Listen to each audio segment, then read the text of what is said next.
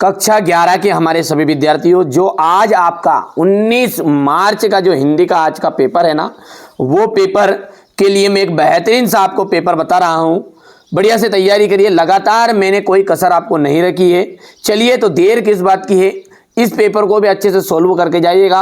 50 से 60 नंबर ही आप एक ही वीडियो से कवर कर पाओगे। देखिए, मैं ऐसी ही चीज़ें बता रहा हूँ कि जो आपके लिए कामयाब हो, जो कामगर हो, जो आएगी 100%, वही चीज़ बताऊंगा। फालतू चीज़ों में अपन समय बर्बाद नहीं करेंगे। चलिए, तो देर किस बात की है, फटाफट से शुरू करते हैं। वीर गाथा काल की जो प्रसिद्ध रचना है वो कौन सी? तो पृथ्वी राज रासो। मीरा अपना सर्वस्व मानती है कृष्ण को। ठीक है। हिंदी का जो प्रथम उपन्यास है वो माना जाता है परीक्षा गुरु। हिंदी का जो प्रथम उपन्यास है वो कौन है? परीक्षा गुरु को माना गया है। चित्रपट संगीत का जो पर्याय है वो कहा गया है लता मंगेशकर को। पटकथा की जो मूल इकाई है, पटकथा की मूल इकाई हो जाएगी दृश्य।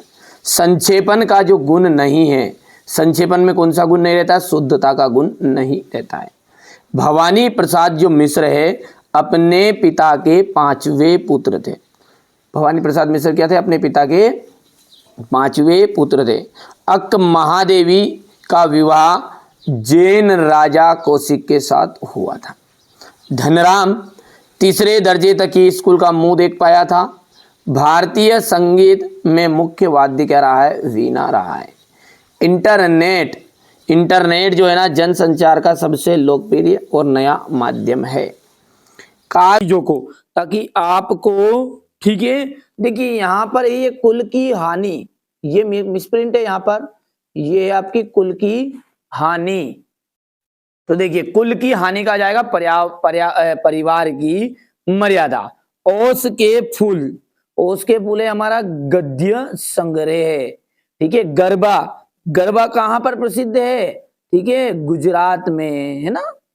चलिए, मानव ज्ञान से संबंधित सूचना विश्व ज्ञान कोश।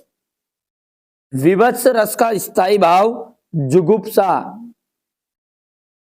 शब्द युग्म, शब्द युग्म कितने प्रकार के होते हैं? तो 6 प्रकार के होते हैं। एकमात्र सहारा अंधे की लाठी, इसका एकदम राइट ऑप्शन रह जाएगा। आगे बढ़ते हैं, तो एक वाक्य में उत्तर है। ये क्या है अब अगला आपका? एक वाक्य में उत्तर। देखिए क्या है? जगनीक द्वारा रचित कृति का नाम बताना है, तो परमाल रासो।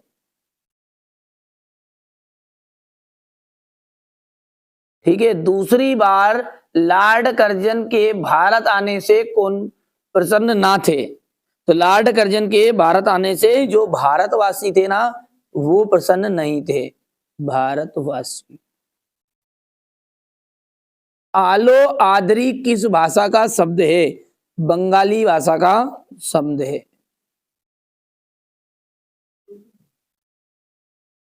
ठीक है। इसके बाद में आपका है हिंदी शब्दकोश में लगभग कितने शब्द है? 5 लाख। 5 लाख है। ठीक है। बिंब का जो शाब्दिक अर्थ है वो क्या है?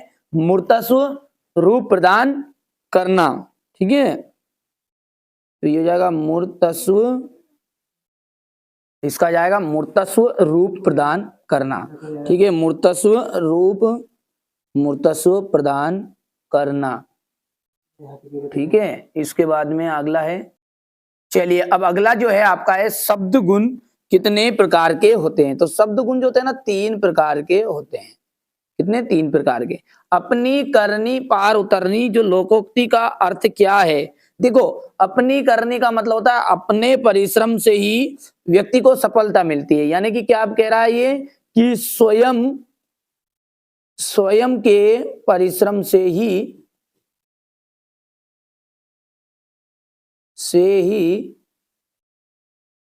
सफलता मिलती है।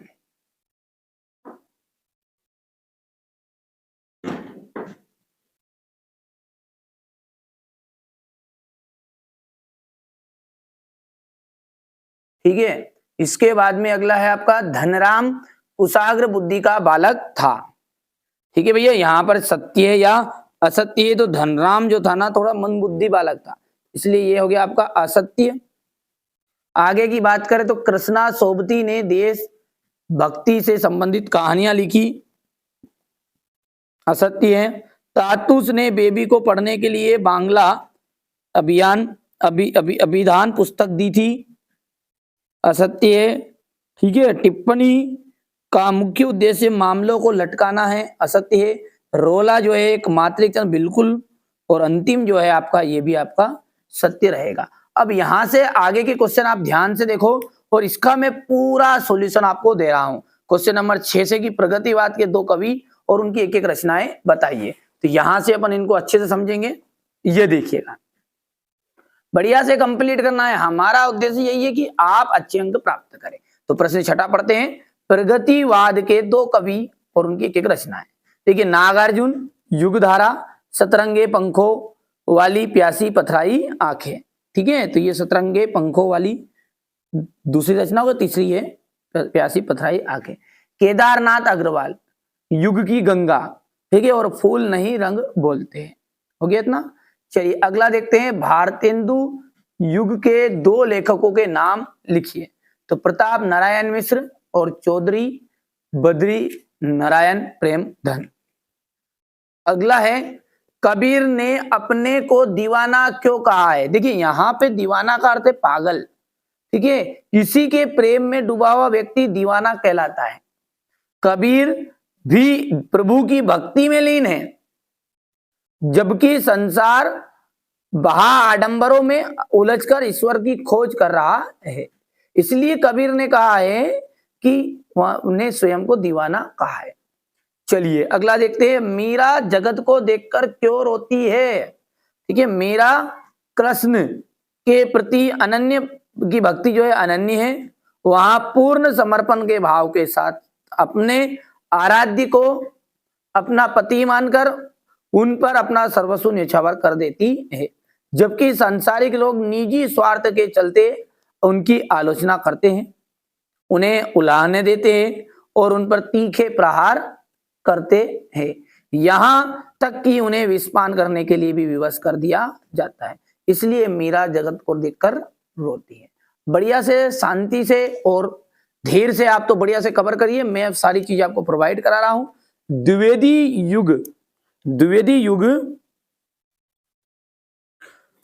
युग की गद्य की कुछ विशेषताएं आपको देनी है। ठीक है। चलिए तो इसको समझते हैं आगे को। देशभक्ति, सबसे पहले ये देशभक्ति। इस युग के काव्य में देश की भक्ति के ऊपर से कविताएं लिखी गई। मानव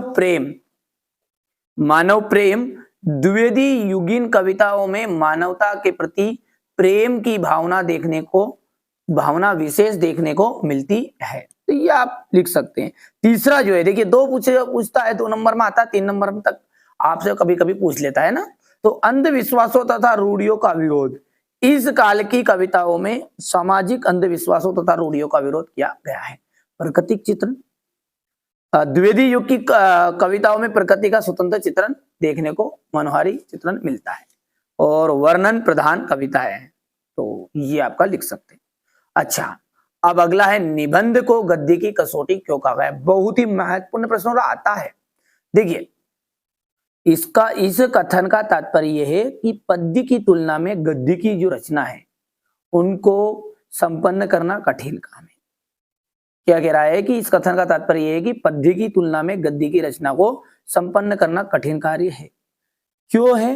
क्योंकि यदि आप कविता वाली चीज देखोगे ना, तो उसमें 4 पंक्ति में से 1 पंक्ति भी सही हो जाए है ना, तो कवि की प्रसन्नता लोग करने लगते हैं। लेकिन ऐसा जब लेखक लिखता है ना, तो ऐसा नहीं होता है। तो ये यही बात बोल रहा है कि क्योंकि अगर 8 पंक्तियों वाली कविता में यदि 1 भी पंक्ति भावपूर्ण लिखी जाती है तो कवि प्रसन्नता का भागी हो जाता है। परंतु गद्य के संदर्भ में ऐसा नहीं देखा जाता है। गद्यकार को एक एक वाक्य सुव्यवस्थित एवं सोच विचार कर लिखना होता है। उसी स्थिति में ही गद्यकार की प्रशंसा के योग्य होता है। गद्य में निबंध लेखन बहुत ही कठिन कार्य है। निबंध को स्वरुचिपूर्ण, आकर्षक एवं व्यवस्थित होना चाहिए, इसलिए निबंध को गद्य की कसौटी कहा गया है। तो यहां से आप बढ़िया से स्क्रीनशॉट ले लो। जितना हो सकता है मैंने समझाने का प्रयास किया है, ताकि आप याद भी कर सकते हो, कोई दिक्कत नहीं, इतना कठिन प्रश्न भी नहीं। अगला है, शिव शंभू की दो गायों की कहानी के माध्यम से लेखक क्या कहना चाहता है। तो यहां से आप इसको कंप्लीट कर लेना। इसके बाद ये तो क्वेश्चन आंसर है, इनको एक एक बार पढ़ोगे ना जिसमें याद हो जाएंगे। आगे बढ़ते हैं, और यहां से हो गया इतना। ये क्वेश्चन नंबर 10 है, हो गया। चलिए, यहां पर पूछा है कि ले कितने प्रकार की होती है, तो ये देख लीजिए, ले, विलंबित ले, मध्य ले और दूत ले। दूत ले का मतलब सबसे जल्दी, तीव्र, ठीक है। क्वेश्चन नंबर 11 को आप ध्यान से देखिएगा। इंटरनेट पत्रकारिता में दुनिया का को किस प्रकार, ठीक है, समेत लिया है। यहां से देखिए ये,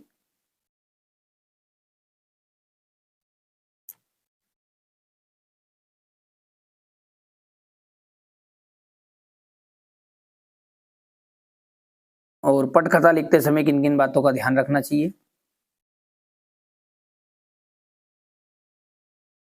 जैसे 5 पॉइंट बच्चों ने लिख दिए, 2 से 3 पॉइंट आप कर लो, जिसमें काम हो जाएगा। देखिए, ये प्रश्न तो आपको पता ही है, 10th में भी आता है, 9th में आता है, 12th, सबको ये पता है ना। तो महाकाव्य और खंडकाव्य में अंतर, यहाँ से स्क्रीनशॉट ले लो। आप क्या पढ़ो, इसको तो भर बच्चे बच्चे जानता है, महाकाव्य और खंडकाव्य का अंतर को तो, ठीक है। ये हो गया इतना।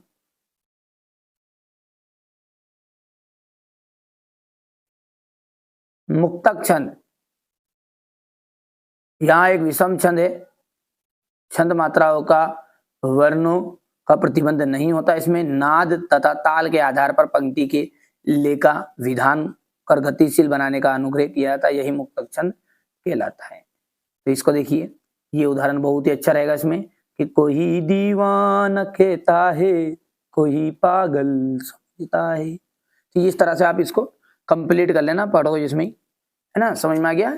ये मुक्तक छंद है। और लक्षणा शब्द शक्ति की परिभाषा, शब्द के मुख्य अर्थ में बाधा होने पर उसके सहयोग से रूढ़ि अथवा प्रयोजन के आधार पर अर्थ लक्षित कराने वाले शब्द शब्द शक्ति लक्षणा कहलाते हैं। यहां से देखिए, प्रसाद गुण की परिभाषा,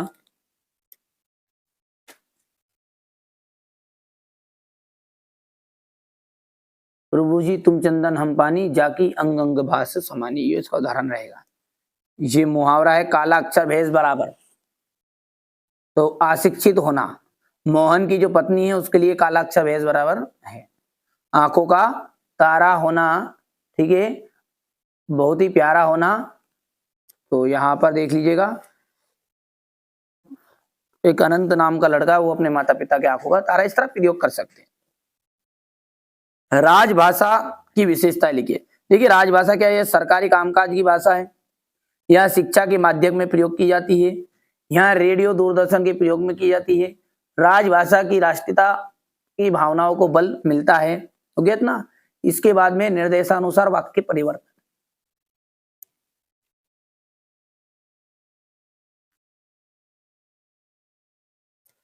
और क्वेश्चन नंबर जो 16 है वो भवानी प्रसाद मिश्र और दुष्यंत कुमार का काव्यगत परिचय आपको देना है। तो यहाँ से देखिए, कवि परिचय, वैसे हमारे एमपी बोर्ड में ना ये चीज फालतू चीज पूछते ही नहीं है ना, बहुत समझदार लोग हैं।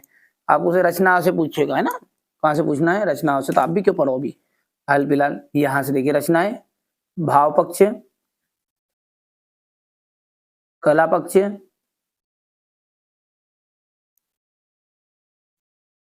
और ये साहित्य में स्थान।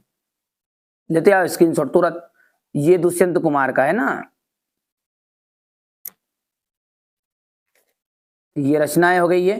सूर्य का स्वागत, आवाजों के घेरे, छोटे छोटे सवाल, और साए धूप, साए में धूप। भाव पक्ष, कला पक्ष, और ये हो गया आपका साहित्य में स्थान, है ना। चलिए, यहां से देखिए, बाल मुकुंद गुप्त, तो ये इसका जीवन परिचय यहां से देखिए। ये इनका साहित्य परिचय लिखना है ना। ये यहां से रचनाएं देखिए, अपनी रचनाएं,